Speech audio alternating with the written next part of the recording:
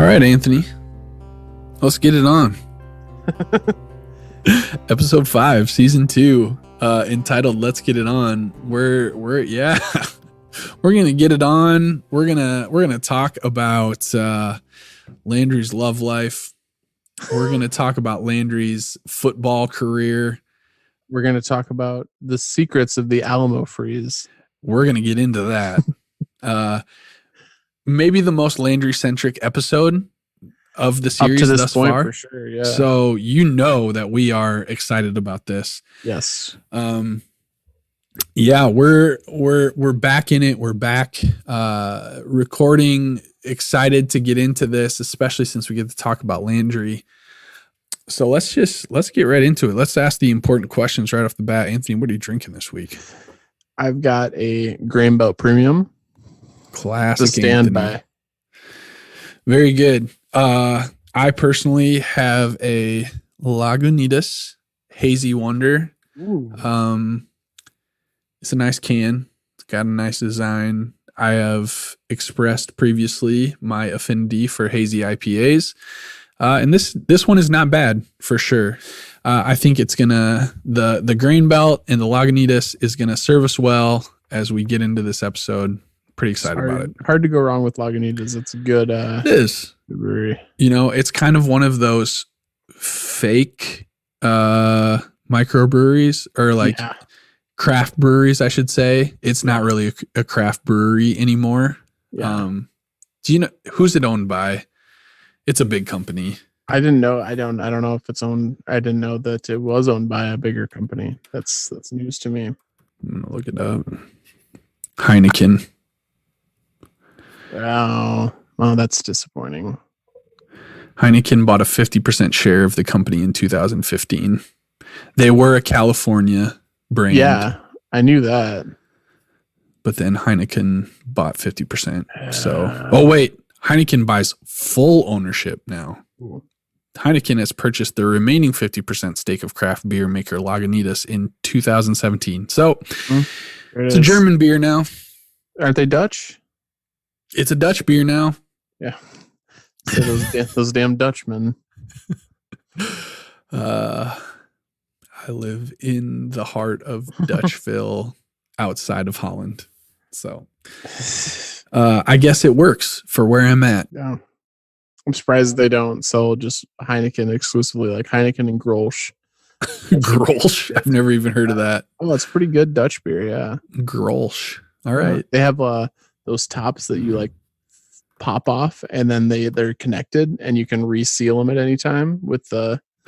Oh, yes. Like kind of that metal thing. Yep. I do know what you're talking about. And they regularly have that at the local coffee shop that also sells beer. So that makes sense. That does make sense. Don't have a Grolsch. I've got a Lagunitas. Doesn't sound like a Dutch beer, but it is now. So we are here to talk about Friday Night Lights, season 2, episode 5. Let's get it on. Originally aired the 2nd of November, 2007. What does Movie Dude 1 have to say about this episode? Let's find out. Upon returning to the Panthers, Coach Taylor finds himself trying to mend broken fences between his quarterback and his halfback and attempts to find a little intimate time with his wife. Tim recruits Lyla in trying to talk Jason out of the risky surgery he has scheduled in Mexico, while Landry's father tries to put up a fence between his son and Tyra. Okay. Not bad. I will say not bad to Movie Dude 1 here. For Movie Dude 1, it's not bad. We perpetually have to deal with the run-on sentences. Yeah. You don't need to put the fact that Coach Taylor is trying to mend quote unquote broken fences with his quarterback and halfback and the fact that he is trying to get laid in the same sentence. Yeah. You're allowed more than one sentence or more than 2 sentences total for the description Movie Dude 1. Maybe you can work in a semicolon. We've discussed that at length. It might be possible to utilize it in this case. Also, okay, I didn't notice this at first. So in the first sentence, he says, Coach Taylor finds himself trying to mend broken fences. And in the last sentence, Landry's father tries to put up a fence yeah, between his son and Tyra. Do we give him points for that, or does that fall flat? Here's the thing. Part of me wants to give him points, but I feel like Movie Dude 1 has tried this before, and you can tell he's like, trying to do these. I don't know what's the. Yeah, he's trying to get cute, just like last week. Is a simile? Is that the right word? Like, is he trying to do a? Right. Yes. Yeah, but it's like he wants to do it. You can tell what he's trying to do. Right. And I don't think it works as well as he wants it to do, but you got to give him points for trying to do it because he's Movie Dude 1. I don't feel like he actually made any demonstrably erroneous grammatical slip-ups. He did spell Lyla wrong, but that's about as close as he came. I think we've just pretty much given up on that. He's set in his ways at this point. That's something that really, I'm just going to go off on a short tangent. Get it. So, something that really pisses me off. Two things. I'm not I am a grammar guy. Two things that really piss me off are when people don't capitalize anything. Come on. Drives me crazy. That takes effort. Yeah. And when people see a name, like it's literally extremely accessible to them and they still spell it wrong. I couldn't tell you how many times when my hedgehog Fetty was still alive, may he rest in peace, that I would spell his name out in a post, Fetty, and people would like, oh, I hope Fetty's doing okay. And they'd spell it like Fetti or Feti. And it's like, I spelled his name right there. Like, you can see this is a softball. Right. And that's where to come full circle. Yeah. When I see Movie Dude 1 spell Lyla, Lila, when he's on the IMDb page and can see right. it's spelled Lyla. It's right there, man. It is right there. That's a good point. I am on the lookout though for if we ever actually see Lila's name spelled on screen. I bet we do in the credits. For sure we do in the credits. Oh, that's a good point. In the closing credits. Gonna have to watch for that. Yeah, that's that'd be the definitive answer right there. Not that it was really up for debate. It's not up for debate, but who the hell would spell it Lila? That doesn't make any sense. For some reason, this is totally unnecessary, but for some reason, every time we talk about the name Lyla, which we do frequently on these episodes, how to spell it, it always makes me think of Lola Bunny from Space Jam. Okay, yeah, I can see that.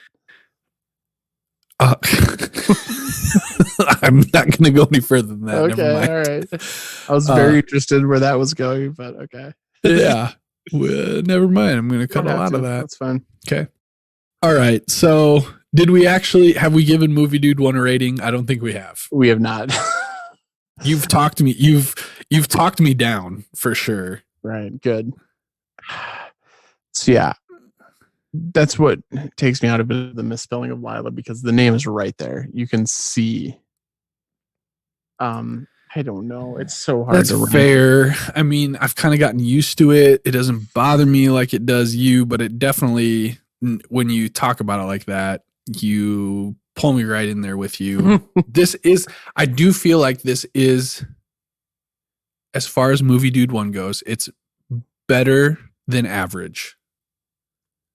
Would you say? I'll give you because that. everyone has Lyla misspelled. So yeah, I think attempt at a simile is what is the word I'm looking for? God, I've got it right. Admirable? Yes. That's exactly the word I'm looking for. So I think we got to give him points for at least attempting that, even though for me it fell flat personally.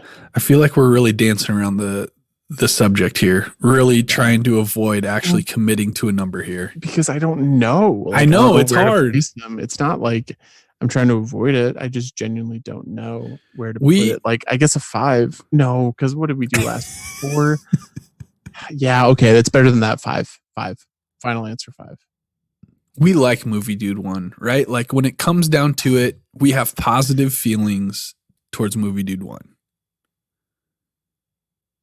Sure.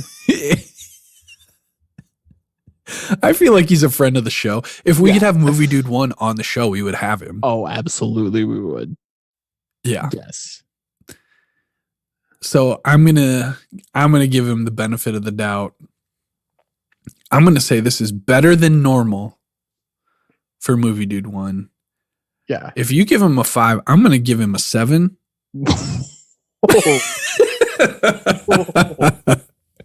Hold on.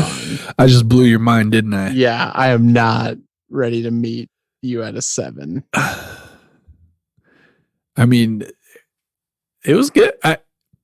For Movie Dude 1, grammatically correct, not spelling correct, but that's like normal. So that's even. I feel like it was descriptive, accurate. Looking it over again. Okay, read it one more time, and when you finish, I'm gonna blurt out a number, the first number that comes to my mind. So you just read it, and I'll let you know what my gut says. I'm gonna close my eyes. I swear to God, if you say 10. Go. Upon returning to the Panthers, Coach Taylor finds himself trying to mend broken fences between his quarterback and his halfback and attempts to find a little intimate time with his wife. Okay. Tim recruits Lyla in trying to talk Jason out of the risky surgery he has scheduled in Mexico, while Landry's father tries to put up a fence between his son and Tyra. Okay. There's nothing wrong with it until we hit that last Landry's father tries to put up a fence between his son and Tyra. That's stupid. So I'm going to say it was an 8. I'm going to stick with my initial rating of 7. It's good. It's good until literally the 1, 2, 3, 4, 5, the 6th to last word. When he says tries to put up a fence between his son and Tyra, that's when he tries too hard. I'm sticking with 7. You're at a 5. Mm-hmm. I think we're just going to have to settle on a 6. Are you okay with that? We'll meet in the middle on a 6, I guess. Okay. Right. I'll give a little. So I think that can pretty much wrap up the podcast for this week. Thanks for listening. We appreciate you guys. Shout out to our listeners in the West Indies. We got to get a hold of Movie Dude. I don't know how this happens, but we got to do it. I don't know how either. So if any of you out there have connections to Movie Dude 1, please point him our way. Oh, man. Have we talked about the fact that he has done like synopses for Desperate Housewives, and he has done 339 different synopses? I think that the Desperate Housewives connection has been brought up before, but I don't think we've ever talked in depth with it. And I don't think we need to today. So let's get into the episode. All right. We have spent like 15 minutes on synopsis. Have fun editing this, future Josh. What a gift. All right. So as Movie Dude 1 so eloquently pointed out, I would say on a high level, possibly like a 7 or so in quality, he points out that Lyla has joined forces with Tim to try and convince Jason to not go through with the surgery. Not get the shark stem cells. Yeah, so Lila's down there, and let's keep in mind that Lyla is, freshly converted to Christianity. So Jason and Tim's Mexico is not going to appeal the same way to Lyla as it does to them. Well, we'll see about that. We'll see, right? Coach and Tammi talking in the bedroom about this and that, a little chit chat, but eventually the conversation turns to whether she's got the green light or not. Yeah. She's wants to know if Coach says after Julie was born, you got the green light. Tammi shuts him down. Yeah. Coach is looking for, in his words, a little together time. It's not happening. Coach loses this conversation. He gets sent out to the couch to take care of Gracie for the night while Tammi sleeps. And you know what? Good for her. Yeah. You earned it, Tammi. Guess what, Tammi? You're already MVP, the episode leader. coming in strong with the MVP votes for sure. Tim and Jason and Lyla. Lila's joined the twosome of Tim and Jason. They're down in Mexico. They're strolling through the streets and they are recounting their adventures thus far to Lyla. And Lila's looking less than impressed. Yeah, she doesn't seem to think it's that cool. Once again, I'm not sure exactly how long they've been down here at this point. It's over a week. Over a week, yep. Yeah, this is quite the adventure to Mexico. We have already added a beer to the beer tally. Yep. So we are at 1 for the episode. Back in Dillon, we get a interesting, awkward conversation between Matt and Julie in the cafeteria. Yeah. I got to chuckle. Before I get to this little quote, I want to tell you, as you're watching this, I think because we just released today the episode, I think we should have sex. I think this is where this came from. Yeah. But Angie blurted out during this scene, she just said, if you're eating school lunch, you should not be having sex. She said that as the scene began. So I got a good chuckle out of that. Words of wisdom. Angie Iverson. Sure. That's solid. That's actually really good. But yeah, they kind of have an awkward conversation. I don't remember what they start talking about, but it's very obviously awkward. Julie says to Matt, "This has to be the most awkward conversation of my life." Matt says, "Actually, it's not as bad as last night. Grandma tried to explain to me where babies come from." So Julie says, "So what did you do about it?" Matt says, "I just turned on the TV. As soon as I heard the word stork, I just turned on Law and Order and pretended not to hear her."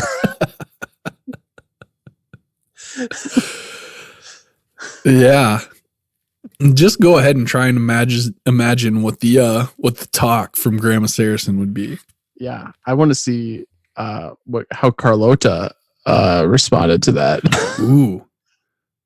We have not gotten into the whole Matt and Carlota thing for a while. No. And there was a little tension there for a bit, but it's kind of... Maybe that's how the conversation about where babies come from came up.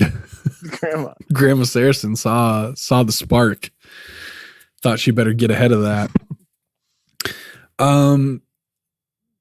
Yeah. So Matt literally runs into Julie in the cafeteria. It's very awkward. And in fact, Julie says, "This has to be the most awkward conversation of my life." Oh yeah, you just said that shit. Yeah. Okay. So Landry, after this awkward exchange, Landry's commentary to Matt is just no. Just no. And Matt's like, "What?" He's like, "You know what I'm talking about. No." So Landry does not support the reunion of Matt and Julie. Not at all. Which, as if you have a place to speak, Landry. Let's get real. Yeah, come on, man. You murdered a guy. That's the only reason you're in a relationship. Yeah. The truth hurts. Back at football practice, it's not going well. The team is looking really bad. We get another instance of Coach, his ongoing bit, I guess, of just not accepting Landry's name. No, it's a conscious effort at this point. Absolutely. Yep. Yeah. Coach calls him Lance. Yeah. But the reason that he is referring to Lance is he's actually kind of impressed by Lance's performance on the field. This is kind of a probably an inspirational move by Coach here. So the team's looking terrible, and he actually has everybody switch positions the backs go to like lineman positions, and the linemen go and play quarterback and running back and cornerback and all that. Yeah. So he kind of that loosens up the team, gets everybody having fun. And in that process, yeah, Landry actually kind of impresses coach. So, but even in the midst of this inspirational move and coach showing his stuff as we know and love him to do, Matt and Smash, Saracen and Smash, they're still getting into it. Yeah. Which is unfortunate. Once again, we love the Matt and Smash bromance. Yeah, we hate to see them not bromancing. It's pretty rough. So coach gives them up downs. They're gonna go work it out by yeah, sweating it out basically. Coach and Mac are in the office having a little talk after practice. Mac sees right through coach. Yeah. He's immediately asking if, are you and Tammi romantic again? I loved the whole approach that Mac took. So he says, a new baby can be a son of a bitch sometimes. Which, as someone who has 3 kids, 5 and under, Mac's not wrong. Love them. They can be a son of a bitch sometimes. Yeah. And then he follows that up with you and Tammi back in the saddle again. Yeah. Yeah. Gives him some advice, says, hey, you know what I did is I had Susan go out and have a couple drinks with her friends, got loosened up. Yeah. And, when we got back in the saddle again, bought her some flowers, some tulips. Some tulips. Yeah, she likes Susan likes the tulips. To which coach responds, do me a favor. Not now. Not ever. Talk to me about you and Susan riding in the saddle. Yeah. He does a great yeah, not now, not ever. Do I want to hear about you and Susan riding in the saddle? There's some great dramatic pauses in the way that. Yeah, that's good. Yeah. Back at school, I guess, Landry asks Tyra about her interaction with the police. Yeah, they're kind of arguing about the situation again. They're never really on the same page here, but in the heat of the moment of their argument, leads to a little kissy there between Landry and Tyra. Yeah, the heat of the moment is heating things up between them. But we find out that Landry's dad, Pa Clark, Deputy Sheriff Pa Clark, or whatever his title is. He finds out that Tyra is actually a person of interest in this murder because of her connection by being sexually assaulted. Not only her connection, but also like her just general record. Yeah. She doesn't have a very clean. They're discussing her record and kind of being like, basically saying like, we can pin this on her. Right. Yeah. Yeah. Tyra's definitely not squeaky clean by any means. They also know that her sister's a stripper, apparently. Right. That's in her file. So yeah, things are getting a little tense with the Clark family and that whole situation. Back in Mexico, Lyla's pretty pissed. She wants to go home. She's had enough. She is ready to leave Mexico, go back to Dylan. Tim tries to get her to stay. Lets her know that he's got a booze cruise booked. Yeah, that's his answer. Is a booze cruise. Lyla thinks that's a terrible idea, but Tim kind of doesn't quite throw on the waterworks, but definitely pulls out his more emotional side. Yeah. I mean, honestly, it was pretty impressive by Tim.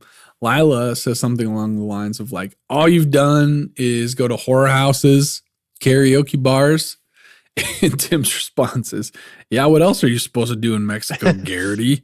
But yeah, he kind of chews her out a little bit, and he admits like, yeah, I messed up, but at least I'm like sticking by Jason's side. I'm not letting him go through this alone, which is a lot more than you can say. And then he has the line, I sin daily and I'm a better Christian than you, Garrity.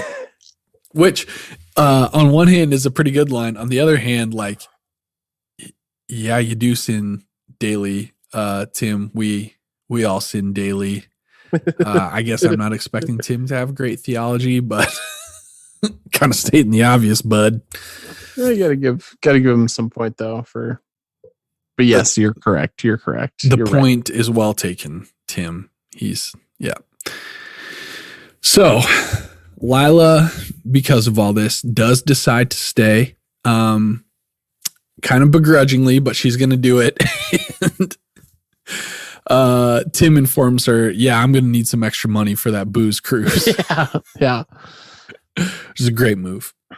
Cutting back to Dylan, Tammi wakes up, finds that Coach has taken the reins. He has got Gracie. He's got kind of like in like a car seat type of thing, just watching over her while he cooks breakfast for Tammi. He also happens to have brought her flowers, tulips. Yeah. Nice tells Tammi, hey, I've Wednesday. What day? What happens on Wednesdays? Oh, I know. I made a schedule. Let's see. Wednesday.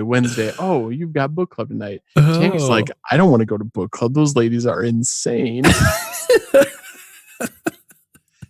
Coach says, no. You're gonna go to book club. You're gonna have some wine and loosen up. It's gonna be great. Tammi, I think, gives a look that says, I know what he's doing, but it says, okay, but I'm gonna still take advantage of this.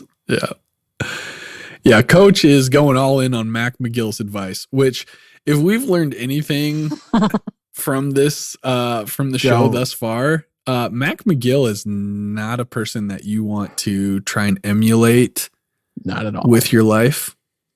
Questionable decision by Coach Taylor here, but he's going for it. He's desperate. He's in a tough spot. He is hoping to quote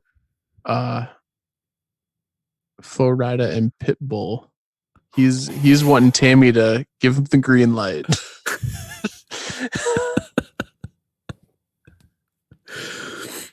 In those wise words, yes. If you would have gotten into WWE like 2 years before I did, oh my gosh, all about that song, because it was one of the WrestleMania themes, and we just heard it constantly. Like, I'm pretty sure I'm Stockholm syndromed into liking that song. Green nice. Light by Pitbull and Florida. Yeah, my close personal friend Pitbull. Tyra leaves Landry's house after a little study session. It seems like she's really getting the hang of trigonometry.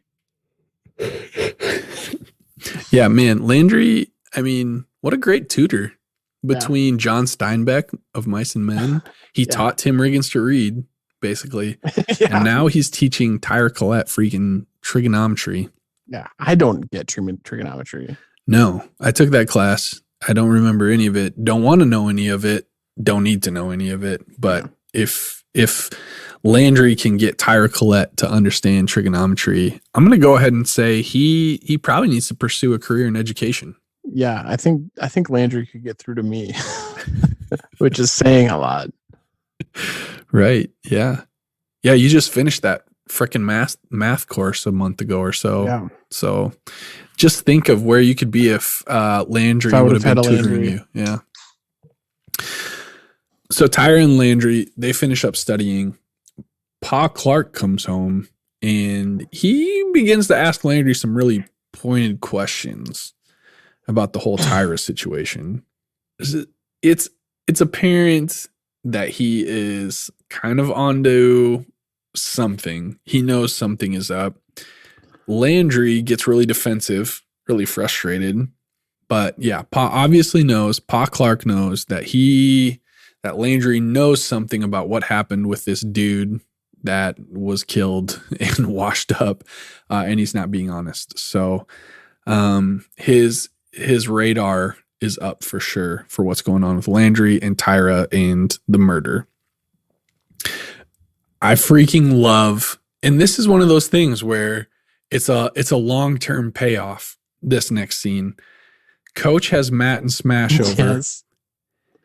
And once again, Coach thinks that all things can be fixed with his world famous bowl of chili. Yeah. I thought it was really interesting watching this episode in 2020 because this aired in, you said November of 2007? Yep, correct. So it was before Obama took office, and this reminded me of like when Obama would have his like beer summits between people who disagreed, and he's like, I'm going to solve this with this. That's right. I think Coach Taylor is a very interesting analog for Barack Obama, but before Barack Obama was even in high office. Just something to think about. Oh boy, yeah, that's one of those tweets that we put out without context here. Yeah. Taylor Critch, the Tom Cruise of our generation, and Coach Taylor, an analog for Barack Obama. Yeah, Coach is having Smash and Matt over to squash the beef over a couple bowls of Coach's famous chili, world famous. I honestly, at this point, I was like sensing a high inspo rating moment here. I was like, oh yeah, the coach is working his magic. Here we go. He's going to fix it. Wrong. The case. Yeah. Wrong. Very wrong. Things get pretty real. Matt gets pretty real. Yeah. He accuses both Smash and Coach of using the team as a stepping stone to get to something better. For Smash, it's the full ride to college. For Coach, it was the coaching job at TMU. And then when it didn't work out for Coach, Matt says he came crawling back, expecting everybody to be happy to see him, just like Julie did to Matt with the Swede. Yeah. So Matt's really thinking deep here, pretty introspective and putting the pieces together.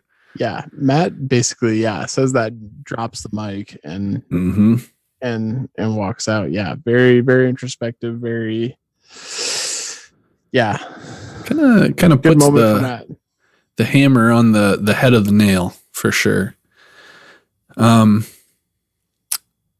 After the dinner, so Matt leaves, then Coach basically kicks Smash out. Tammi comes home. She's a little tuned up. She's a little tipsy. She had a good time at book club. Coach is doing the dishes. Tries to put the moves on. Yeah, Coach is trying to. He sees his opening. He's like, "All right, I'm going for it." And Tammi is just all over it. She is onto his tricks. She sees what he's doing, and she shuts him down completely and thoroughly. We get the next day, presumably, another awkward Matt and Julie conversation. Julie invites Matt. She just happens to have an extra ticket to a Decemberists concert. Oh, yes. Very 2007 reference right for there. Sure. So, sorry, go ahead. So I actually, the first thing I thought of when she said that she had a ticket to the Decemberists is there is an episode of Austin City Limits that Explosions in the Sky, an obvious friend of the show, yes, played on, and Explosions in the Sky has long been one of my favorite bands. And so I looked forward to and watched that episode on PBS after Saturday Night Live got over on NBC, flip it over to PBS and watch Explosions in the Sky. But the opening act for the Explosions in the Sky episode, the Decemberists. Interesting. I looked it up when this episode aired of Austin City Limits, October 13, 2007. So mere weeks before this episode, referencing the Decemberists and obviously featuring the music of Explosions in the Sky. Yeah. So we are about as 2007 as we can possibly get at this moment. I thought that was a great connection. That is. I loved the Decemberists in 2007. Really? Well, I liked that one song, the Crane Wife or whatever. All right. So Coach calls Lance into his office, and he tells him that if I put you in the game on Friday, you're gonna be all right. Basically, kind of letting him know, like, hey, you might see some playing time, so be prepared. Andrew's psyched. Yeah, he's very excited. I literally remember when this happened to me in high school. I was a freshman, and I had been kicking Reggie Kuiper's ass up and down the practice football field. And I can't remember who got hurt. Somebody got hurt, and Coach Hurt. Have we ever talked about the fact that his name is Coach Hurt and he's a football coach? I don't think we ever talked about it directly. No, because it's so like just normal to us. But our football coach was named Coach Hurt. Yeah, football and wrestling coach. Yeah, right. But he actually came and pulled me out of English class with Mrs. Cutler, and he was like, "Hey, I think you're going to start." Not freshman year, Mrs. Tappy. Okay, so maybe it was sophomore year. Okay, it could have been sophomore year. So it wasn't kicking Reggie's ass up and down the practice football field, but might have been Jeremy Dykstra. It still could have been Reggie. Wasn't no, I'm thinking of Reagan was 2004. So yep. Regardless, this means nothing to 95% of our listeners. Anyway, I remember when Coach Hurt pulled me out of Mrs. Cutler's English class and said, "Hey, I think you're going to start on Friday. You going to be ready to do it?" And of course I was like, "Yes, Coach, I'll be ready." On Goofus Maloofus moment. Yeah, I did go Goofus Maloofus. But Pa Clark, he goes over to the Colette's house and he talks to Tyra. He makes some pretty pointed accusations. Makes some accusations and makes a big, I would argue, parental mistake of assuming that his child is the angel. Right. And that this girl is a bad influence on him, and stay away from my son because you're, etc., etc. Not knowing, Pa Clark, your son killed a man. He's a murderer. He's a murderer. She didn't have boo to do with it, basically. However, I mean, if you want to take this logic to the fullest extent, if it was not for Tyra, Landry would not be a murderer. That's true. But if Landry weren't there, Tyra might be a murder victim. Touche. That's a good point. I think she could have stood up for herself.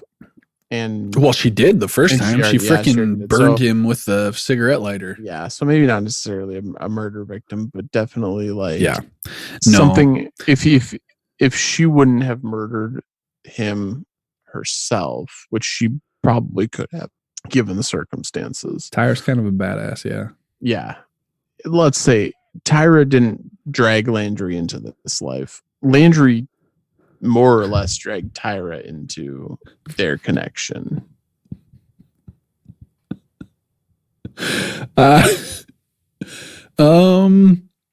Yes. I'm not sure. I don't even know. I'm confused right now. Okay. What I'm saying is, not into the, obviously not the rapist situation, but the only reason that Landry, the murder situation. Yeah. The only reason that Landry and Tyra are friends is because Landry insisted on being Tyra's tutor. This is a good point. Okay. Yes. He had a major borderline creepy thing for Tyra. Yeah. Yeah. He kind of put himself into Tyra's life. Okay. This is a good point. I'm with you. Mm-hmm. Landry is definitely the murderer. Landry is definitely the person at fault. Colette. No, shit. And frankly, if it weren't for Landry trying to become Tyra's tutor, would Tyra have been in the diner that night? Damn. You just blew my mind. Mm-hmm. I have a feeling that guy would have got to her regardless. But he would have gotten to somebody for sure. He had rape counts in 2 other states. That's true. So maybe not necessarily Tyra, but he would have gotten to somebody. So Ugh. I don't know. Landry's a hero. Good. Let's go back. All right. Yeah, you're right. Landry's a hero. He probably saved countless people from being raped. That's true. That's actually true. Okay. But yeah, Pa Clark gets, I don't know. I felt a little ruthless. He was like, the whole you and Landry thing never made sense to me, Tyra, but it's starting to. Like, not only ruthless, but creepy. Because once again, Pa Clark is like in his 40s, 50s. Borderline 50s, yeah. He's like telling this girl that she's way too hot for his son. Like, it's weird. And once again, the classic parenting mistake of being like, you're the reason that my kid is acting weird. Like, just assuming that your own child is the angel, which I've seen in real life, I've seen in fiction. Just is extremely frustrating to me. I mean, let's be real though. It doesn't make sense. Still a thing for a dad to say about your own son. Yeah, you're right. You're right. But yeah, like, yeah, like you should be. I don't know if I'll be a father, so I don't know where I can stand on this because I don't know what it's actually like. But like, if I were to have a son, so like right now I'm 32, so like at best I'll be 33 if I were to have a son. Right. My oldest kid. So let's say I'm basically Pa Clark's age. Yeah. If my son's dating a smoke show, but she's 16, what am I doing with my life? And I'm thinking that also because my son is for sure going to be a goofus maloofus, but that's neither here nor there. Yeah, we'll check back in 17 plus years. Yeah. To see how it's going. So, yeah, basically, Mr. Clark demands that Lyla stay away from all Lance. Yeah. Keep your distance. Yeah. Tries to build that fence. Just pounding in them posts, stringing up them wires. You've pounded before.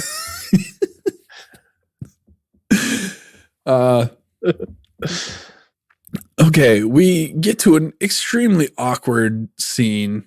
Tammy's picking up food from the Alamo freeze. I know we have some things to discuss about the Alamo freeze. Let's wait. We'll get through the scene. The plot first, and then we'll dig into the Alamo freeze. First of all, I want to point out that Matt lies to Tammy's I face. I wrote that down too. He about Gracie. He tells Tammi that Gracie is a very cute baby. But he says it in it's so tentative the way that he says it. It is a lie. He knows it's a lie. We know it's a lie. Gracie is an alien baby that there is no way that baby came from Coach and Tammi. Absolutely. It is the most unbelievable part of the show, and I hate it. I hate it. Yeah. Alien baby, Matt lies to her face. She is not cute. Like he says it in such a way too. That's like, oh, she's really cute. Yeah, no. Does she do anything yet? Yes, Great. she's really cute. Does she do anything yet? Yeah. In other words, she's freaking ugly. I hope she has some other redeeming quality. Is she a savant?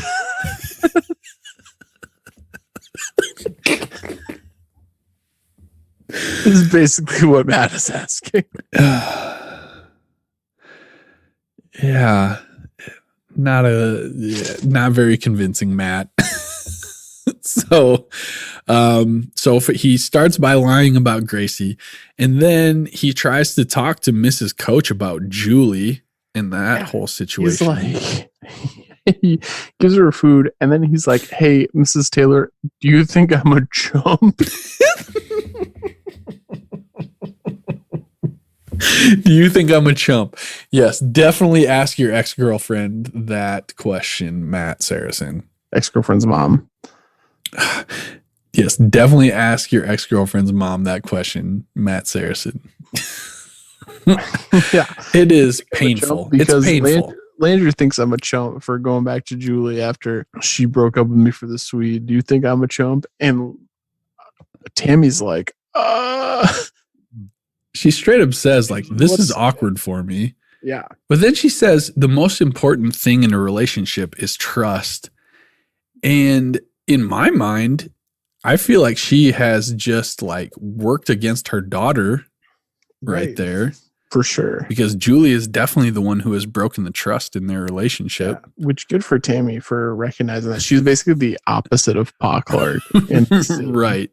She realizes her daughter's no angel. Yeah. Yeah.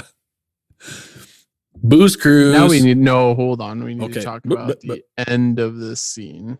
Okay. Because there's a wide shot from behind the counter of the Alamo. Yes. Let's get into this. There's a wide shot from behind the counter of the Alamo freeze, so we can see the left back part of Matt's body. Yes. And Tammy out front. Yeah. Mm-hmm. And for some of you less eagle-eyed watchers, you might not have noticed this. But I wouldn't have noticed, but for the Snapchats that I noticed it. I noticed it right away. Yes. I noticed the cups right away, and then I rewound, and then I found the second thing I sent you, which we'll get into in a second. We see some cups. Mm-hmm. And I happen to notice right before it cuts. So, I mean, this shot probably goes on for about 10 seconds, 6 to 10 seconds. And I noticed right before we cut back to the Booze Cruise that there's these cups. And what do those cups say on them, Josh? Tell me. But DQ Dairy Queen. Q Dairy Queen. Now, this doesn't end here. Oh, no. There is, I mean, we're talking like, I had to strategically pause because I noticed it last second. Because I noticed the sign behind Tammy outdoors, the sign for the people driving by. Yeah, so Tammy, she's like inside, and you're seeing the sign outside. We see the LED sign outside.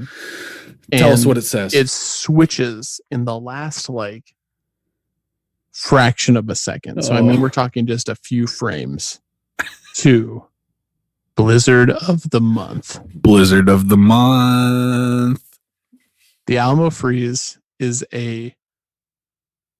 what I used to think was a defunct Dairy Queen. Now I don't know what to believe.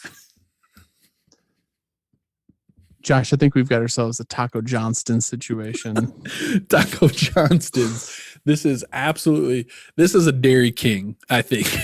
No, dude, because it said DQ. So right. No, yeah, there's something there. This is a Dairy Queen that closed, we'll say, in like the summer of 2006.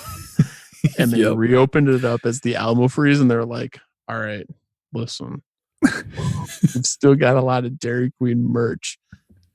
Let's use this while we've got it. Yep. But we're not franchising it because that costs a lot of money. So Yeah, this is for sure an old Dairy Queen, and they've still got signage everywhere. It's obvious. Yeah, they're not even trying to hide it at this They point. haven't even changed the LED signs. They're just going to keep calling them blizzards, you know, which I think they're in for a lawsuit. Listen, I've got family in law. I've got lawyer cousins. I've got lawyer friends. DQ, I think you got a case here.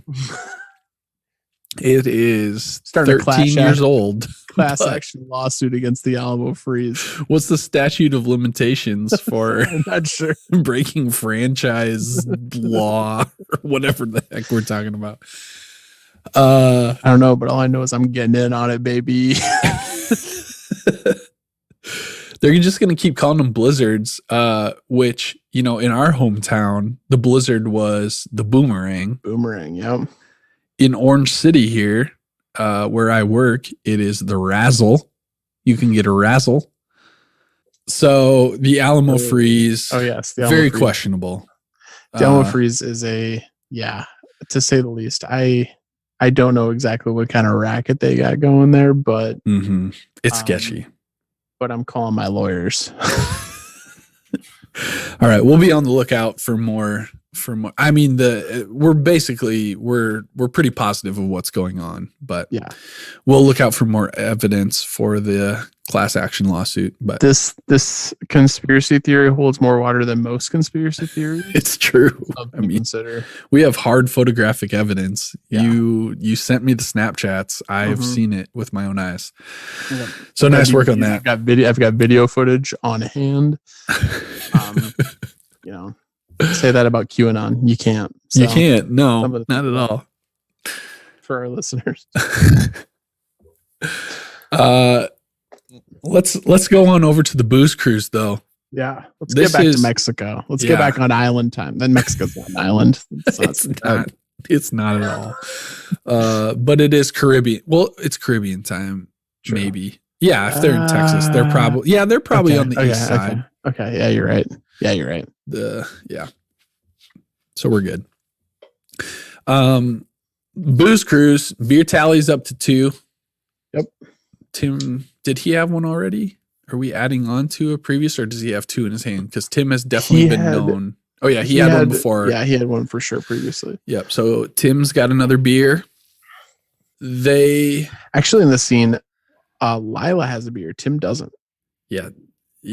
Lyla. Because I was like, oh, beer tally? And then I was like, no, that's Lila's. Yeah, Lila's gonna stray a bit. Yeah. From her Christian convictions. We'll get there. I won't dive in yet. It was a shock to me. I don't want to get let's not get ahead of ourselves. Yeah. But they try to have their little intervention that Tim had planned. Yeah, Street is pretty adamant that he's going to go through with it. He doesn't really care. Tim says, like, I'm not going to allow it. Like, I cannot, if you die on the table, I cannot go back to Dylan and look your parents in the eye and say I was there and let you do it. Which I feel like, for me, that's a pretty convincing argument if I'm Jason. That was a pretty good line by Tim. But Jason says he's absolutely fine if he dies on that table. Lyla tries to play the God card, and Jason's response is Jason gets he minces no words in these next couple lines. He says, maybe I'll just let some Jesus freak dunk my head under the water and wash all my troubles away. To Lyla. Then to Tim, he says, maybe I'll just grab a 12er Riggs. That'll fix me right up. Or maybe I'll sleep with a single woman across the street.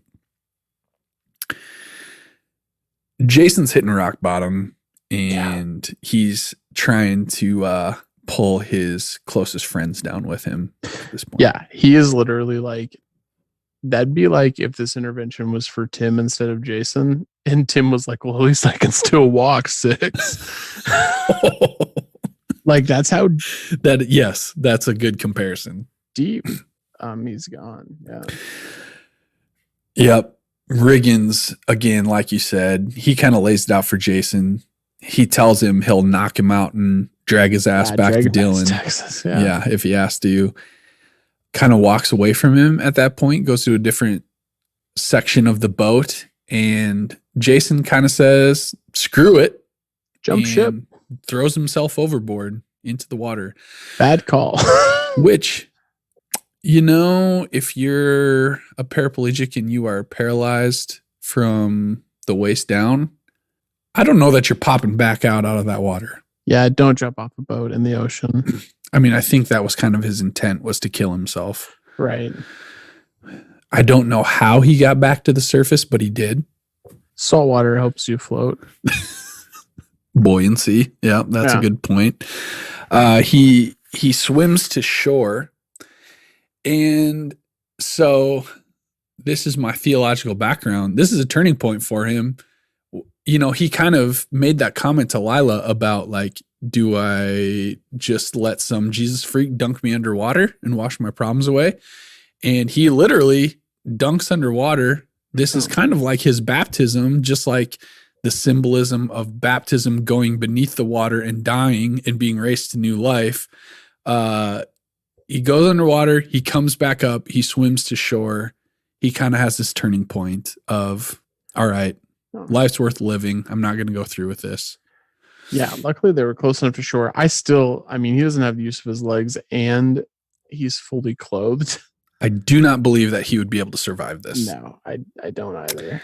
Especially in the way that he does. Like, I could imagine, like, the boat maybe being able to turn around. Like, I could see him maybe being able to pull himself back to the surface, and like maybe them being able to, like, pull him in based on that. But that's not what happens. Sure, there's no way. He swims to shore.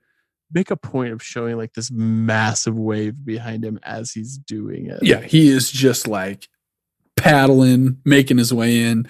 My question is, how long did he lay on the shore before Tim and Lyla got back? So they took the boat back to the dock, got off the dock, got to a vehicle. They don't have a vehicle down there. Did they rent a vehicle? I think didn't Street and Tim drive down? I think they had. Oh, that's true. Okay. So they have a vehicle, but then they figure out how to drive on the shore. How did they even know? How did they know at that point that Street even made it to the shore? They don't know that. They just start driving on the beach. They're just on this, like, do you think that they're blind just, like, rescue mission? Assuming that he just washed up by that They're point? probably looking for a dead body, right? Yeah.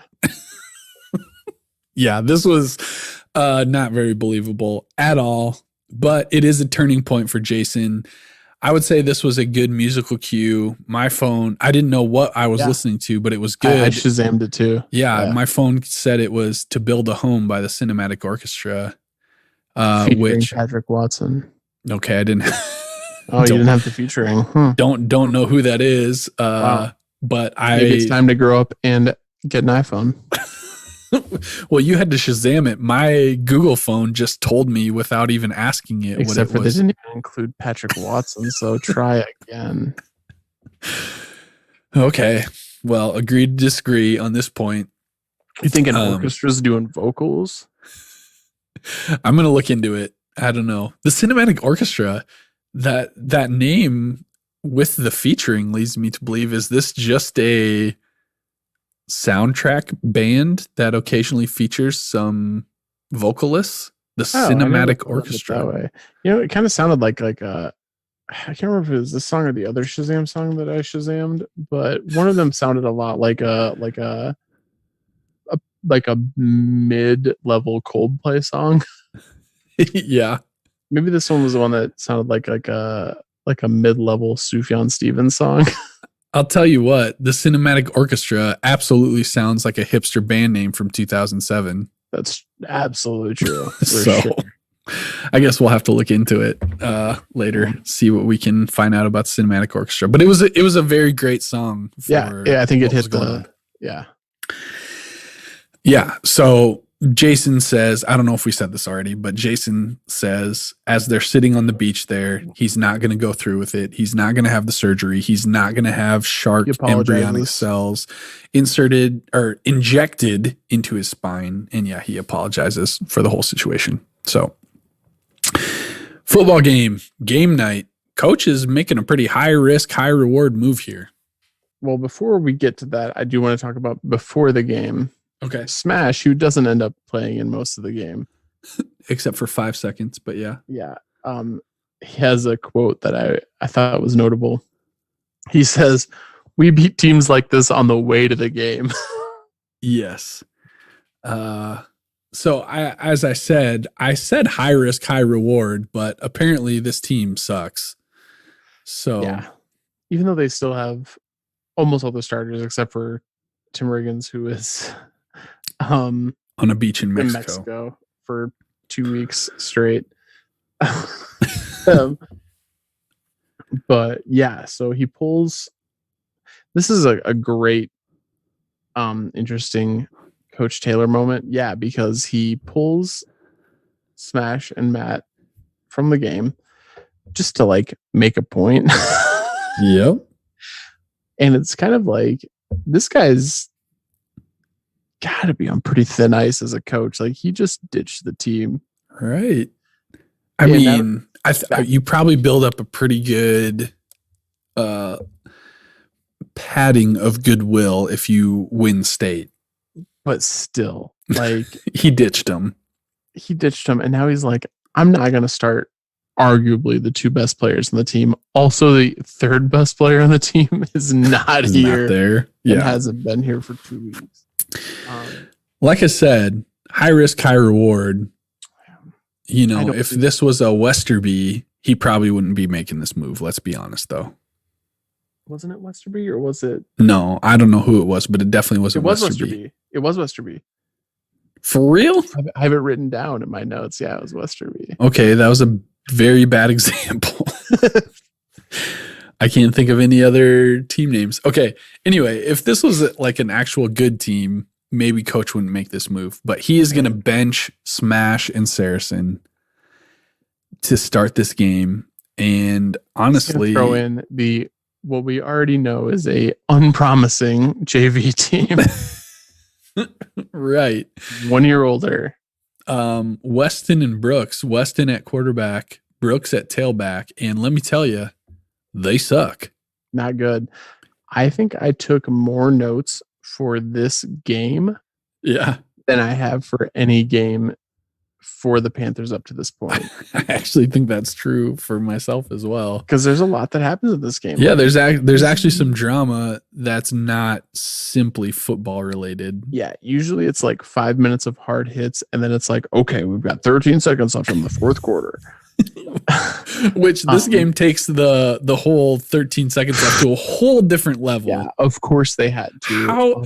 How could we possibly get more last second than we already have for every single game, but we do it. Okay, we'll get to that. Let's talk about it. So Weston and Brooks, they suck. Smash and Saracen are on the bench. They're fighting even as the game is going on. Coach tells them to shut up. He's not having it. Weston throws a pick 6. So things are in rough shape. So far, I would say Coach's plan is not going well. Not going well at all. I got to imagine. I can't believe that the Dillon Panther fans aren't rioting. Right. Yeah. How is there not a riot happening up in the stands? But they really don't even show, like, you would think Buddy Garrity would be losing his GD mind. Yeah, for real. Buddy Garrity is not interested in any sort of like moral victory or like lesson to be learned. Buddy Garrity's measure of success is solely measured in wins and losses and state championships. So I would assume he would have no interest in this experiment that coach is putting on. Yeah, no, I got to imagine that he probably would have caught wind of this and like visited coach. He would have found his way down to the sideline. Yeah. And been like, we can't be doing this.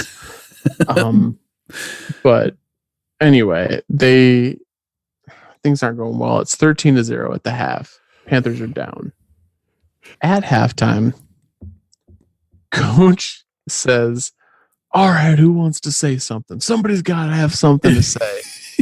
Yeah, he's not going to make the inspirational speech. He demands that someone else does it. Does Landry, or before Landry speaks, because Landry starts to talk, but before that, doesn't like, it's Bradley. Yeah, doesn't go. Landry says like maybe the whole's better than the sum of its parts. Matt Saracen looks at Landry and is like, Landry, shut up. Shut up. Coach is like, shut up, Saracen. What's that, Lance?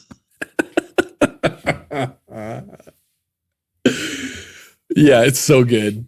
It's Landry so good. Ends up giving this like inspiring speech. Yeah. He does it. I feel like, if we'll get into this later, I almost feel like we have to have the Landry Clark inspo rating of the week this week. Yeah, for real. Because it's not coach. No, he nails. And to put Saracen in his place, who Matt kind of needs it at this point. I love Matt. He does. We love Matt at this point, but like he needs to be put in his place for that little comment. Yeah.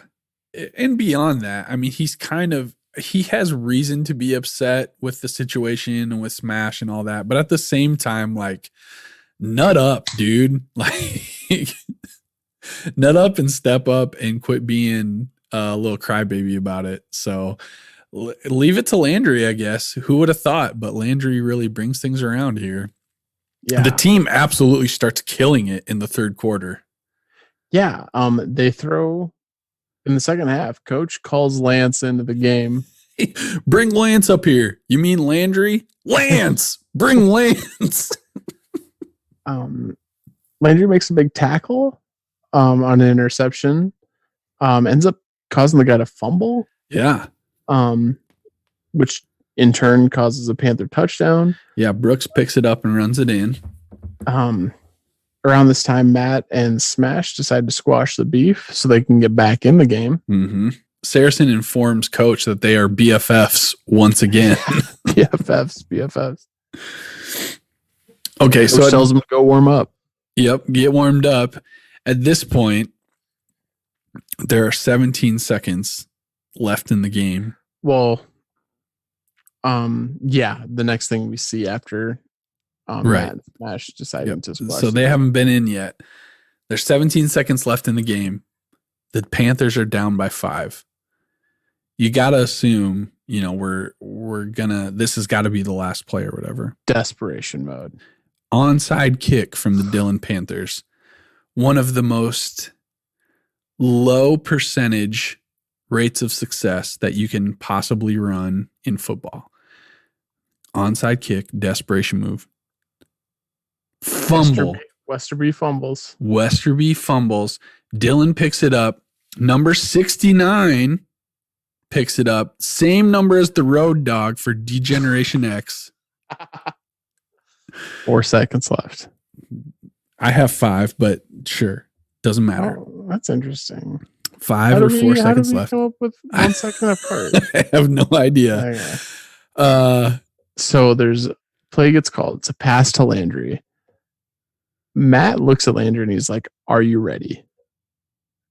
Landry is more ready for this than he's ever been for anything in his life. Can I ask a question here? Why in the Sam hell would you call a play for Lance at this point in the game? Because he gave an inspirational halftime speech. That is a terrible reason. If you want to win this game, do not throw the ball to Landry Clark. You put the ball in Smash's hands.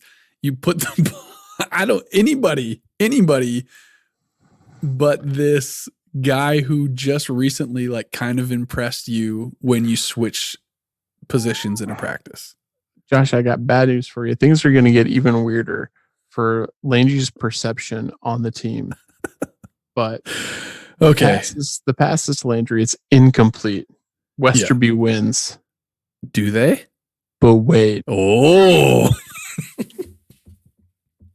Pass interference is called. Ball is moved to the 2-yard line. A game can't end on a defensive foul, as we learned. So there's 1 second left. This 2-yard is line. The second game that we've seen that ends beyond regulation. And this isn't even like the last time when it was a like 2-point conversion. This is a full play after regulation ends. I just want to say that pass interference call, extremely late call for an extremely obvious pass interference. Yeah, they had called the game for Westerby. Like it was Westerby wins. And then all of a sudden, this yellow flag like dribbles out. It was Westerby wins. Coach Taylor's a piece of shit. Yeah, fire his ass. We hate him. Fire him. He's gone.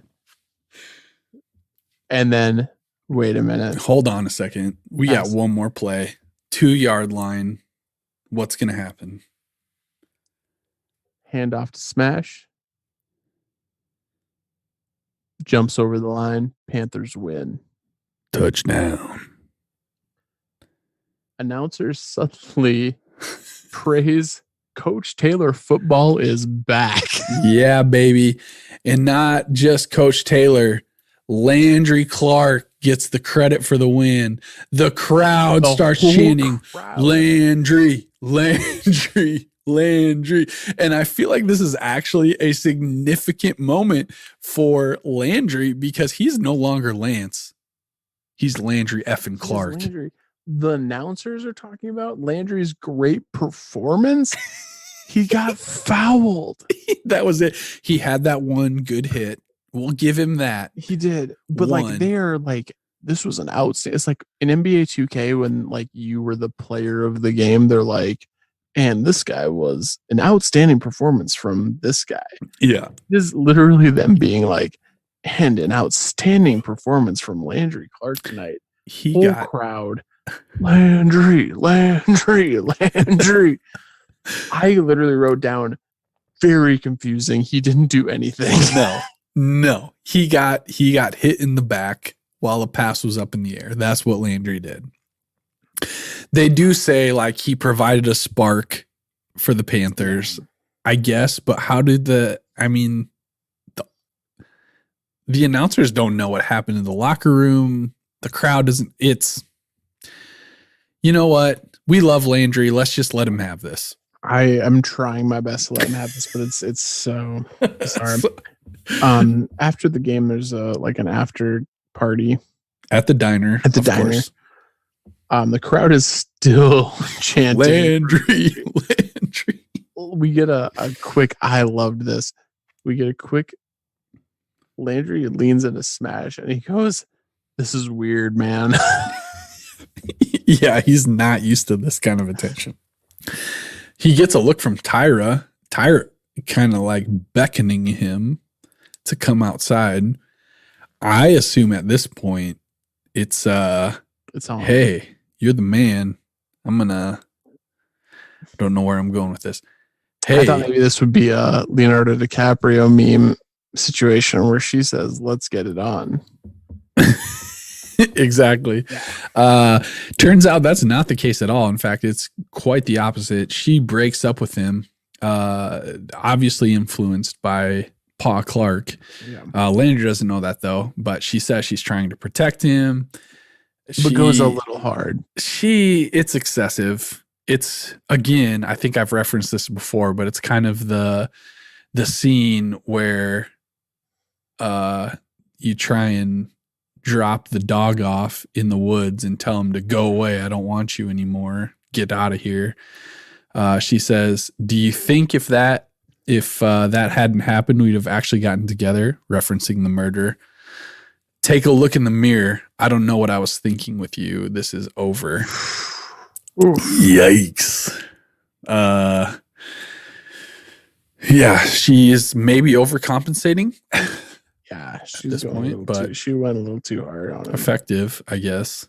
So that sucks for Landry. Don't love that for him. So Julie and Matt are talking outside the diner, and Matt basically just shuts Julie down. Yeah. Chews her out. He says, I can't go to the concert with you because I'm pissed off at you. Yeah, he does say that. Which for Matt Saracen, that is pretty intense. Big, yeah. But yeah, he's not really interested in rekindling things with Julie at this moment. And Julie is pretty disappointed in that, I think. Landry and Matt both walk back into the diner with their lady problems weighing heavy on them. Yeah. The crowd is still cheering, but they're both crying on the inside. For sure. For sure. Back in Mexico, Tim and Jason and Lyla are chilling and drinking. Okay. Music cue. Was this Dave Matthews? It was not. Was it John Mayer? It was not. Who was it? It was Blue Merle. Okay, I don't know who Blue Merle is, but he sounds a lot like Dave I Matthews. I Shazammed it. Yeah, it was very I couldn't remember who I thought it sounded like, but it was definitely a very familiar sound. Yeah. No, I really did. I put in all caps Dave Matthews ? Really? ?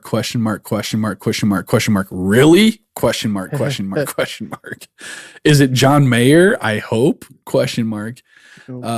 But anyway, they are hanging out down there. You know, they've kind of had, Jason has had this kind of turning point realization, like, I'm not going to go through with this, but they're going to enjoy their time down in Mexico yet. So they're drinking and hanging out, and Jason and Lyla are getting a little kissy in the moment. Pretty affectionate. It is, it's looking like the Jason and Lyla thing is happening. Maybe back on until we get a little, I thought, and now once again, Josh, it's been a while since I've watched this season, which has been really exciting for me because it's fun to revisit. Yeah. And be kind of the revisiting host, and not remembering a lot of the stuff, but yeah. We see Lyla kiss Tim shortly after kissing Jason. Oh, and yes. I, for a second, thought we were going to have a, like, Y tu mama tambien, like, three-way. I thought Lyla was getting ready to, go fully wild. I was there with you at 100%. I did not know it was going to happen. I straight up thought this was going to be a real situation. But after she kisses Tim, she says, I got to go pray. Yes, you do, Lyla. Yes, you do. Woof. Wow. Yeah. I was pretty flabbergasted at this point in the episode. Whoa. I did not remember that at all. Same. And I do remember, like, Lyla goes, she still hasn't hit, like, the full force of her Christianity, right? Whatever you want to say, season. But yeah, taking some bold moves here, Lyla. Kind of took me by surprise as well. Same. Yeah. She's got to go pray. Things are hot and heavy there. Things are back in the Taylor household. We're kind of on the same page a little bit there. Yeah. Coach and Tammi, sounds like Tammi gives Coach the green light. Green light. Let's go. Want to fool around. Coach is pretty excited about the prospect, as you can about imagine. So, hey, you know what? Connie Britton. Mm-hmm. Go ahead. If I got the green light. Yep. Back when I was a single man.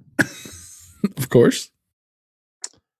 Let's just say I'm putting her in gear and punching that accelerator. Yep. I think we all understand. Yep. We're all there with you. So that is how the episode ends. Yeah. Credits roll. So good for Coach. We're happy for him. He got the green light. Way to go. And yeah, we're gonna come right back here and we're gonna get into some of the characters.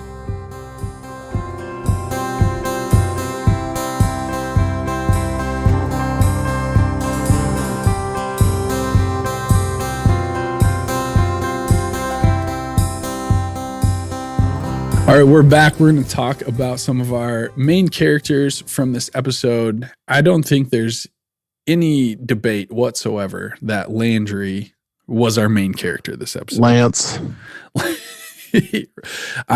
Sorry. Lance was our main guy.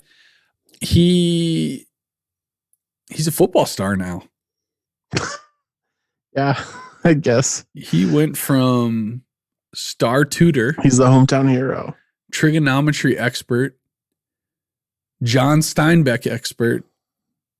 Now he is the star tight end of the Dillon Panthers. What can't he do? There's nothing Landry can't do. Also, he, is dating arguably the most attractive girl at Dillon High School.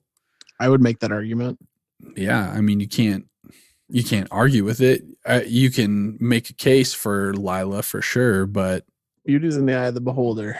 Is a wise man once told me that. But if I'm the beholder, it's Tyra, baby.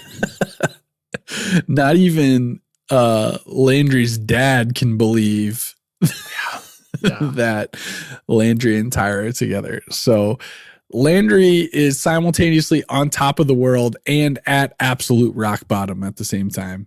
He has murdered a man, but at the same time, he is a football star. He has the most attractive girl at Dillon High School. Very confusing times for Landry. Yeah, he's in a real tough spot, and it's not going to get much easier for a while. No. And, I don't really know that we can go much deeper than that. No. It's just got to play out. There. Yep. Coach and Tammi, also not much to say here except that Coach really wants to be given the green light to have some together time. Tammy's not ready. I mean, is there anything else to really not much else aside from that is going on in the Taylor family aside from Julie trying to crawl back to Matt and Matt seeing right through it. Yeah, he's not having that at all. So that's what's going on with the Taylor family. Maybe the most significant thing that happens is with Jason in this episode.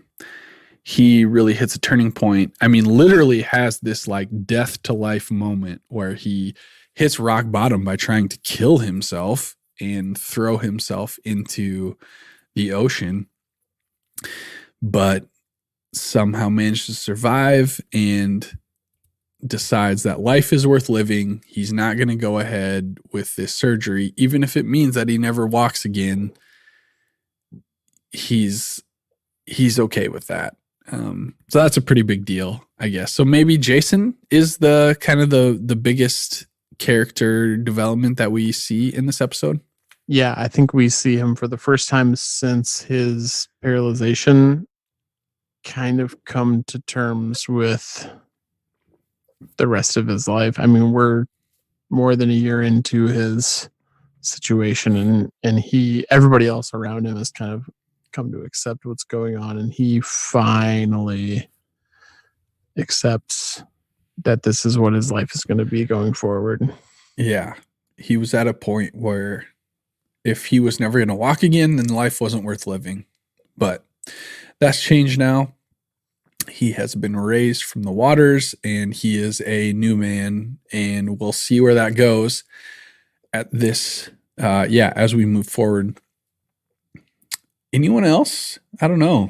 Yeah, I don't know. We got Landry. I mean, you can kind of touch on like the Saracen, his situation. He's got the beef going on with Smash, which I mean is a pretty minimal part of everything. He's got the beef going on with Julie, which good on him for finally standing up to her BS. Yeah. As far as Matt goes, he's got the thing with Smash. I don't anticipate that going on much longer. They seem to kind of squash that at the end. He's got the thing for a return to the best friendness. Yeah, the full bromance between the two. I need more of it. Yeah. Inject it straight into my veins. There's only one man that can make Matt go full Goofus Maloofus, and that is Smash Williams. True. And there's also only one man who can make Matt go into full confidence mode, and that's also Smash. That's true. Yeah. Somehow he's simultaneously like he's like a confident Goofus Maloofus. Yeah. At that point, which seems like an oxymoron, but when their powers combine, it happens. Yeah, he humbles Matt, but he also brings Matt to a new level of confidence. It's a very interesting dynamic. Unimaginable new heights for Matt Saracen. For sure. Yeah. He's also got the thing going on. Matt's also got the thing going on with Julie. And again, I have maybe a broader perspective on this, but I also don't see that going on much longer. That tension. It's pretty obvious right now that they're gonna work it out. So that's what we have going on. Pa Clark is, he's narrowing in on what's going on with Landry and Tyra. He doesn't have the full picture yet, but he's got his suspicions. So they've got that going on. But other than that, I think that's kind of what we've got going on for the most part with our characters. So what do you think? Are we ready to hit some awards? Yeah, let's move on to the awards. All right, we'll be right back, and we will get into our coach inspo rating of the week to start out with.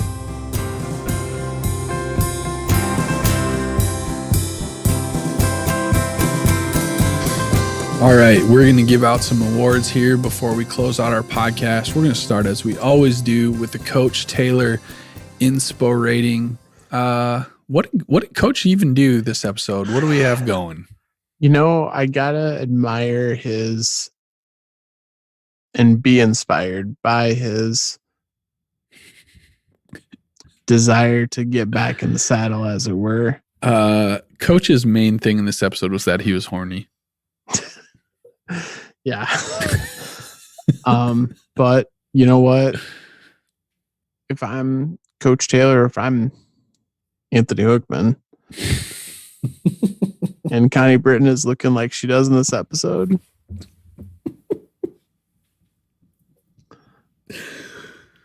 I'm wanting to get back in the saddle myself.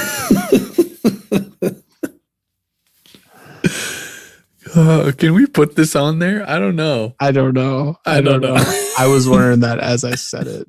I'm glad you said it. But I knew I had to say all of it, but I don't know. I think we'll have to let it sit for a good month and a half. Let's leave this up to future Josh. Yeah. All right. Sounds good. So we're not blaming Coach for how he's feeling. Very understandable. Is it inspiring? I don't know. I gotta say, there's some inspiration to be found from his, how much work he's putting into it.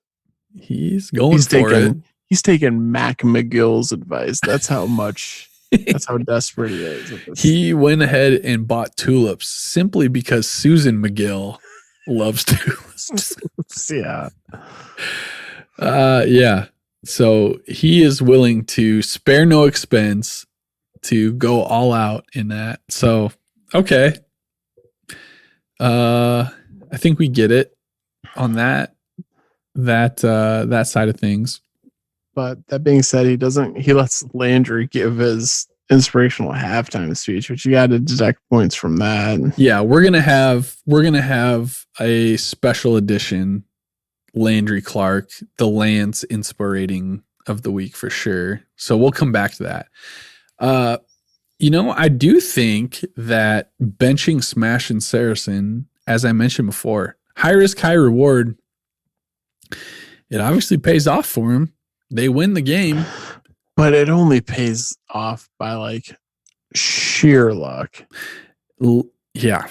Beyond regulation, a penalty by the other team. On Landry.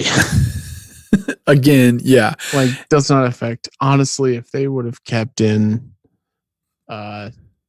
wherever the dinguses they put in. Weston and Brooks. Yeah. I think they could have pulled off that little last minute move. If Landry would have gotten fouled, I think, yeah, in that situation, I think they would have been fine. But so we're not impressed by this. He lucked out barely. Arguably, yes. And if there's so many variables. If Landry wouldn't have gotten that pass interference call, Coach could have been on the hot seat. Yeah, they're calling McGregor back in. They had him on speed dial. When Coach McGregor said, "I'll be seeing you again," this is what he was talking about. Buddy Garrity had Coach McGregor on speed dial saying, "Listen, we already paid you. Let's get you back." Yeah, you want a job, buddy? Yeah. Okay, so we got to decide: do we give? Is it a positive or a negative for Coach to want to get back in the saddle so desperately? And is it a positive or a negative for him to have such a high risk, high reward move that barely paid off for him? I'm going to say it's going to balance out. I think it's in the positives for sure for getting back in the saddle. Okay. But in the low negatives for the risk reward situation, I think the benching of Smash and Saracen, I think, made a point. Mm-hmm. But I think when it comes down to Dylan Panther football, I think it was a bad call. And I think that it could have cost him his job. And I think it was a morally correct in Coach's special way, but really, really dumb in the long run call. So I think I'm going to give Coach, I mean, we're talking like a 2 or a 3 here. Positive 2 or 3. I feel like that's fair. I would say the benching Smash and Saracen was kind of a movie dude 1 move where he's trying to get cute.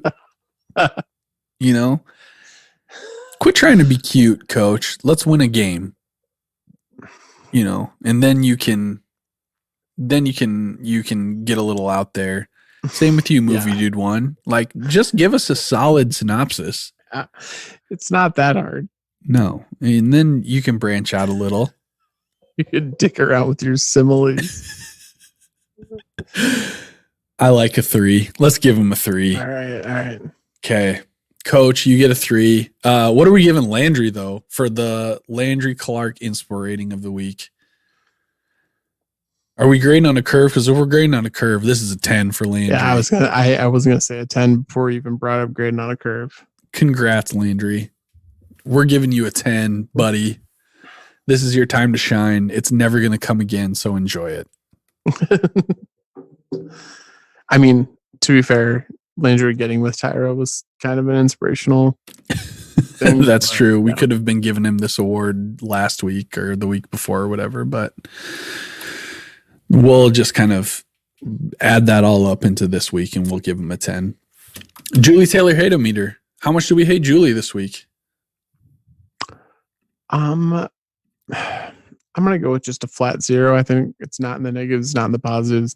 You kind of gotta give her props for realizing that she was in the wrong last week with the Swede and realizing the Swede is a freaking scumbag. The worst. And he's so greasy. Realizing that she does want to be with Matt. Yeah. Even though she does it under kind of false pretenses, if that's the right term. Yeah. She's trying to patch things up, which is what she should be doing. So, but I mean, it's not like a respectable thing, an admirable thing. It's just kind of what she needs to be doing. So I think neutral. We can't blame Matt for his reaction. No, that is fair. Stick up for yourself, Matt Saracen. Yeah. So Julie, we're going to give you a 0. We're neutral on you this week. Yep. Yeah. Hopefully you can turn it positive next week, but, the Big Rig beer tally is what we have next. I think we had 2, which seems low for another Mexico episode. I had 3. Okay. So we had 1 when they are strolling through the streets of Mexico, recounting their adventures to Lyla. 2, on the booze cruise. I just had Tim having another one there. I don't remember because I only keep a running tally and I don't note where those beers came from. I probably should start doing that. But I had You feel 3. confident? I do feel very confident. All right. Yes. We'll give him 3. And I think it's always fair to round up anyway. I think it's always fair to go with the largest amount because you know that there's implied beers that we absolutely did not count. So once again, it's Mexico. So we got to assume that there's probably perpetually a beer in Tim Riggins' hand. All right. The Alamo Freeze presents the Matt Saracen Aw Shucks Goofus Maloofus moment of the week. Did we have anything for this week? Yes. Matt asking Mrs. Coach if she thinks he's a chump. Yeah, that was painful. That was a painful Aw Shucks Goofus Maloofus moment of the week. That was definitely a no-brainer on that one. Moving on to the Buddy Garrity sleazeball move of the week. My goodness, was Buddy Garrity in this episode? I don't think we saw Buddy for a fraction of a second. Not a single moment of Buddy. You know, and on IMDb, this gets a pretty high rating for the episode. How can that be? Correlation, causation. Yeah. We'll let you decide on that. So there is no Buddy Garrity sleazeball move of the week, which is kind of disappointing to me. I think is that a first? We might have had one. I feel like there's one back there where he didn't show up, but very rare. Very rare. And probably not a great idea to make a habit of that, dear writers of Friday Night Lights. Speaking to them 12 years ago. By the way, I don't think this is going to turn out for you. Notable music cues. What did we have? I know we talked about it. Yeah, we had 2. One that you thought was by Dave Matthews. I'm still not convinced that it's not, because I don't think that person or band that you said is a real thing. So we had To Build a Home by the Cinematic Orchestra, that was featuring Patrick Watson. I don't know about Patrick Watson, but yeah. And If I Could by Blue Merle. So I think we can agree on the Cinematic Orchestra. Yeah, that's the right choice, especially since Blue Merle is not an actual thing. Our quote of the episode. Do you have any nominations for that? I don't think I wrote down. I did have a couple. So the first one being a conversation between Julie and Matt. Julie says, "This has to be the most awkward conversation of my life." Matt says, "Actually, it's not as bad as last night. Grandma tried to explain to me about where babies come from." So Julie says, "So what did you do about it?" Matt says, "I just turned on the TV as soon as I heard the word stork. I just turned on Law and Order and pretended not to hear her." Yeah, I think we can all agree that Grandma Saracen explaining the birds and the bees is, top notch. That's good. Second nomination is going to be Coach Taylor to Mac McGill. "Do me a favor. Not now, not ever. Do I want to hear about you and Susan riding in the saddle?" I love that we know Mac McGill's wife simply based upon what we can infer about their intimate romantic relationship with each other. I would like to add something right before that when Mac McGill says, "You know, a new baby can be a son of a bitch sometimes." Yeah. You and Tammy back in the saddle again. I like that because I feel it. I understand where Mac McGill's coming from there.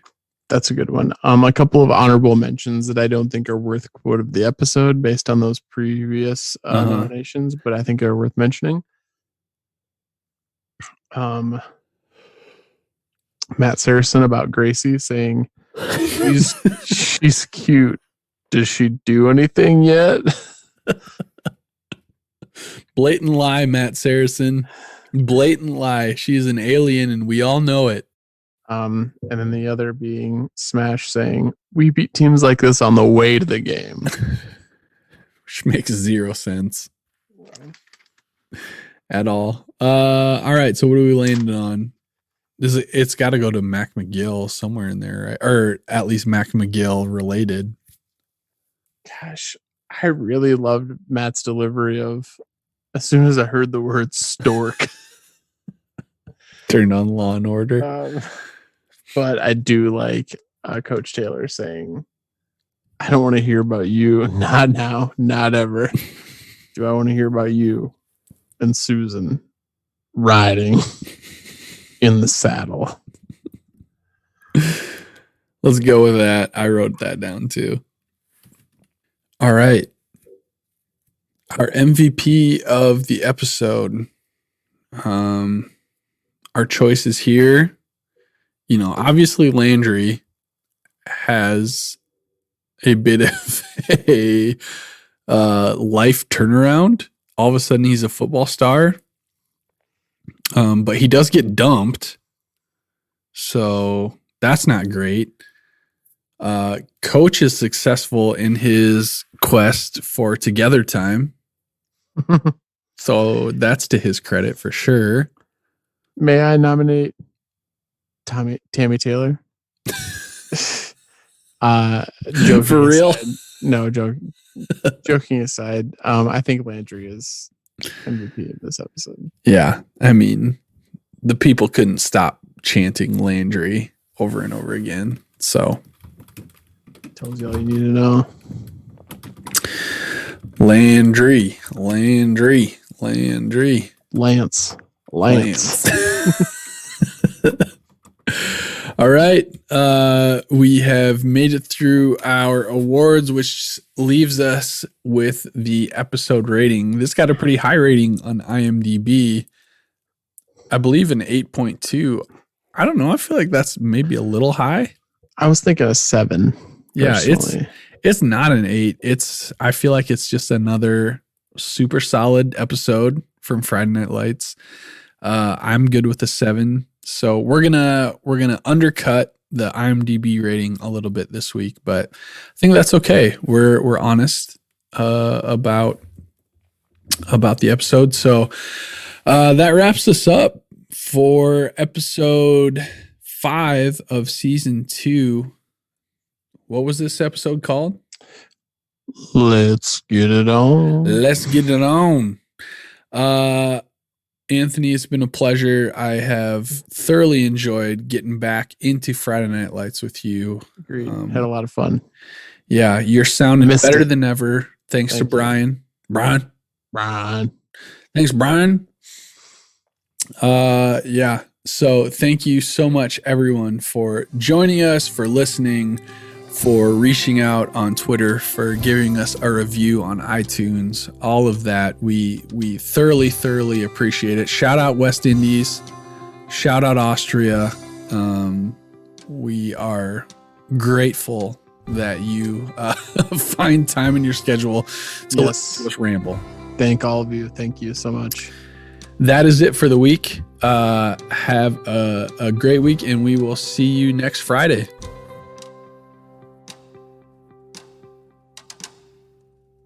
Let's touch God this time, boys. Let's touch God.